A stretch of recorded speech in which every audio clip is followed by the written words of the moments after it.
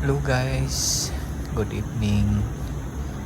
Maaga tayong nakauwi kaya magluluto tayo ng gulay na beans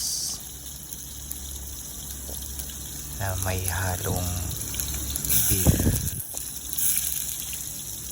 Ito yung on version ko lang to mga idol. Baka pintasan nyo. Ito lang yung paraan ko sa pagluluto. Kasi dito naman ako komportable.